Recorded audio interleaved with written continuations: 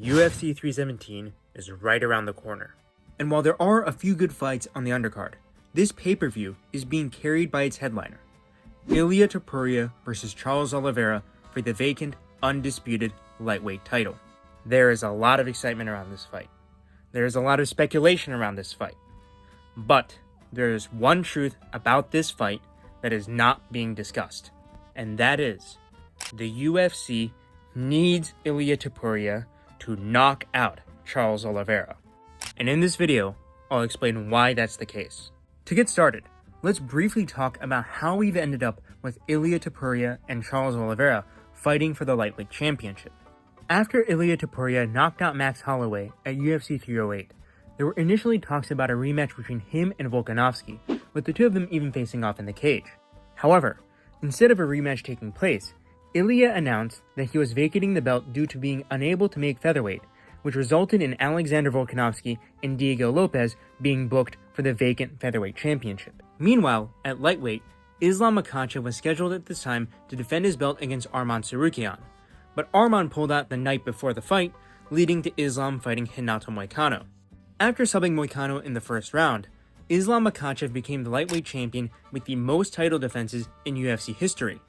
And unlike Khabib, Islam desired to move up in weight to fight for the welterweight title. However, at the time, there was this guy named Belal Muhammad who was the welterweight champion.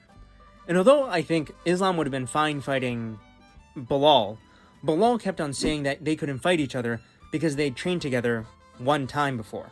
And honestly speaking, in this guy's defense, it would have been very weird seeing Islam versus Muhammad in the UFC.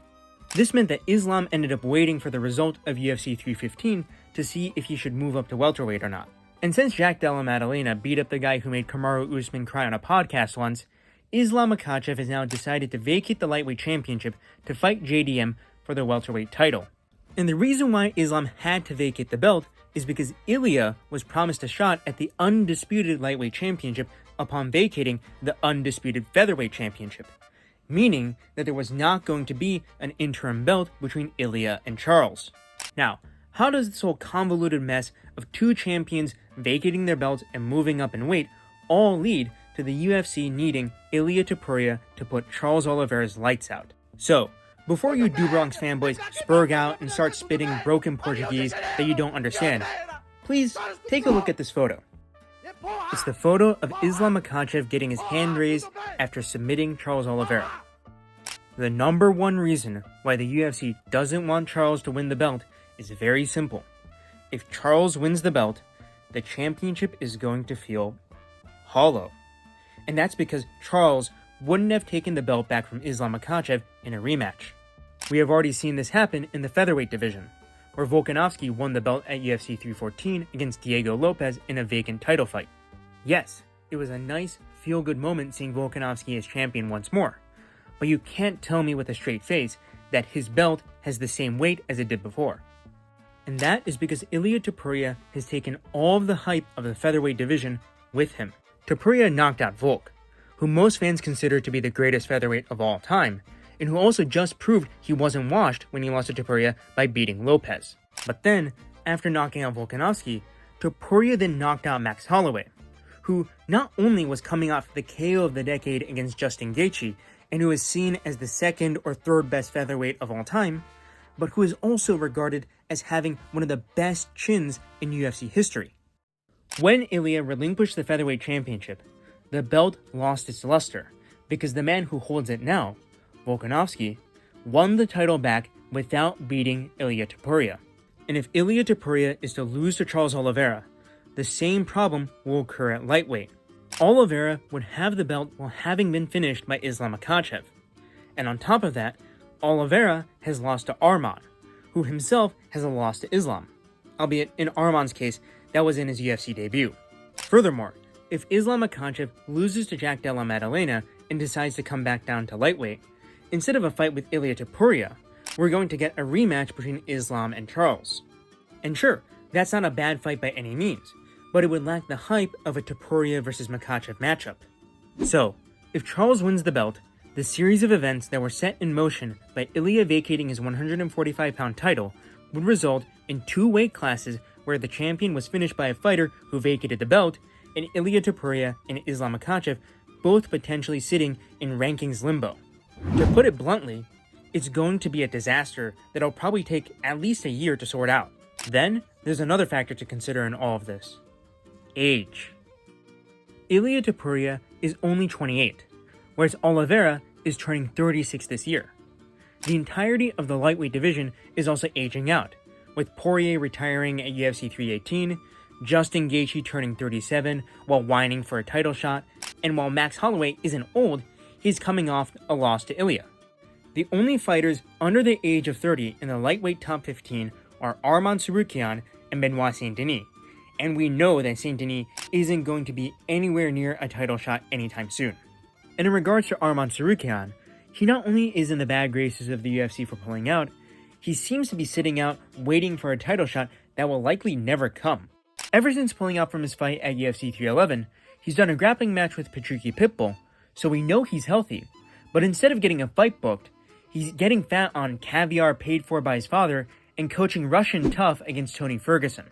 Although, in his defense, he is saying that he's the backup fighter for UFC 317, but then again, that's not confirmed by anybody besides himself yet. And while Arman Tsarukyan is not a boring fighter by any means, he is unreliable and difficult for the UFC to control, as fighting is a hobby for Arman the billionaire. There's no way to financially incentivize him to take a fight. And furthermore, he has compromised his potential at becoming a star due to a variety of incidents he's been involved in. From ganging up on Bobby Green, to punching a fan and getting suspended, to pulling out against Islam. Frankly, in all honesty, he comes across as a rich, entitled prick.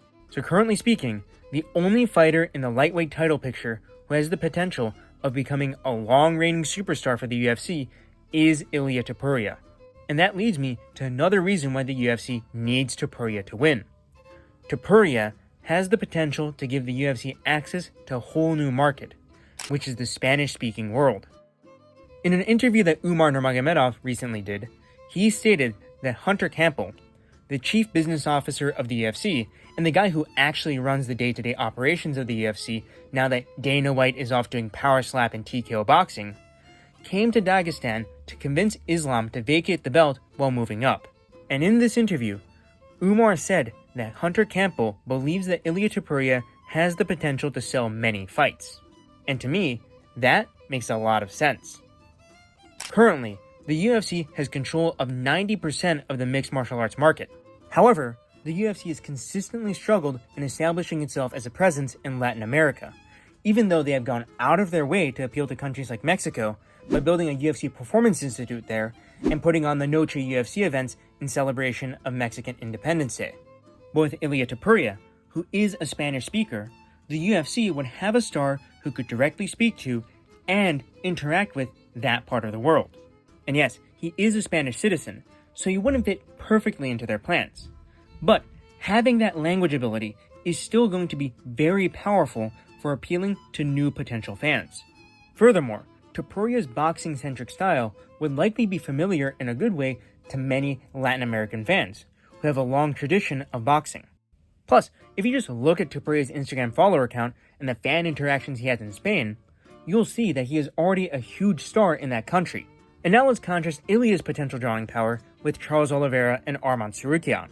Now, Charles Oliveira is a bona fide star, unlike somebody else I've made a video about, and he does have a decently sized American fan base.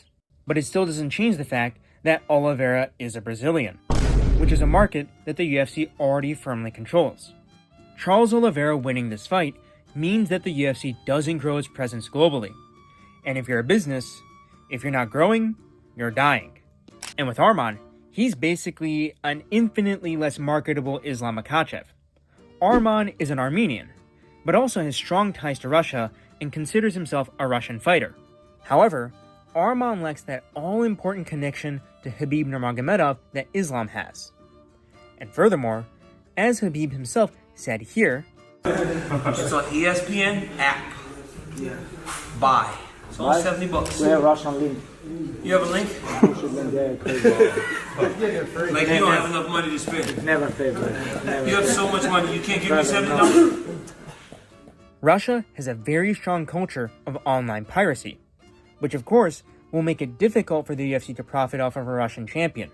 And since Arman isn't a Muslim, he really isn't going to be a fit for the Abu Dhabi and Riyadh audience either. So, out of the 3 options for a lightweight champion, excluding Islam Makhachev, Ilia Topuria would be far and ahead the best for the UFC's bottom line. And this is doubly true if the UFC is able to get Ilia Topuria versus Paddy Pimblett done for the UFC lightweight title. Now, I don't think Pimblett is a particularly good fighter. Paddy did beat up Michael Chandler better than anybody else has, but Chandler was looking old and washed in that fight. However, Pimblett does have a large organic fanbase in Britain that has existed since his time in Cage Warriors. If the UFC is able to get Topuria versus Pimblett made, that fight will not only have genuine beef on the line, since those two hate each other, but would pit 2 huge fan bases against each other. Of course, it would be best if Pimblett beats a top contender before fighting Ilia, but knowing the UFC, they'll probably be fine gifting him a title shot if Ilia were to become champion. So, I've gone over the double paper champion problem, the aging out of lightweight, and the drawing potential of Ilia Topuria as lightweight champion. However, the context in which all of this is taking place is also very important to consider, so I'd like to end on that. For those of you who don't know, the UFC's broadcasting deal with ESPN is set to expire at the end of 2025. The exclusive negotiating window between the UFC and ESPN has also already ended, and all UFC content has been removed from ESPN+. This signals that the UFC is likely not going to re-sign with ESPN and is actively searching for a new broadcasting partner. From the UFC's perspective, this is precisely the time when a major star that has the potential to grow the sport is required. When the UFC signed with ESPN back in 2018, the UFC still had Conor McGregor, Khabib, and the violent criminal Jon Jones, among other big names. But now, in 2025, the UFC is sorely lacking in stars. Khabib has been retired for years now. Israel Adesanya has been humiliated both inside and outside of the cage and is out of title contention. Alex Pereira just lost the belt to Ankalaev, and he's turning 38 years old soon. The violent wife-beating criminal has been ducking for over a year now and will likely be stripped of the heavyweight title. And Conor McGregor is out there abusing drugs, cheating on the mother of his children, assaulting old men, and just being a genuinely awful person. And the current slate of champions aren't the biggest of draws. Pantoja is a fantastic fighter, but he's a flyweight and sadly kind of forgettable for the mainstream MMA audience. Merab Dvalishvili is an all-time great fighter and has a fun personality, but he's not a huge draw either. Volk, as I said earlier, is currently in Ilia Topuria's shadow, and his fellow Australian, JDM, just won the belt. And in Dricus du Plessis' case, I'm going to be completely brutally honest here, but a third of his country basically hates his guts, and South Africa has been declining economically and socially for quite a while now. And Magomed Ankalaev, well, he appeals to the same crowd as Islam Makhachev, but will never be popular in the West, where the UFC makes most of its money, because he can't speak English and doesn't have a fight style that is exciting enough to overcome the fact that he doesn't speak English. Oh, and Tom Aspinall, well, he could be a huge star, but we know that Jon Jones will never fight him, so he's never going to have that potential as a star fulfilled. So, after boiling it all down, the UFC is left with one man to push the sport forward. Ilia Topuria is the UFC's last hope for a superstar. Anyways, that's the end of this video. If you disagree with me, type that in the comments. If you agree with me, like and subscribe. Goodbye.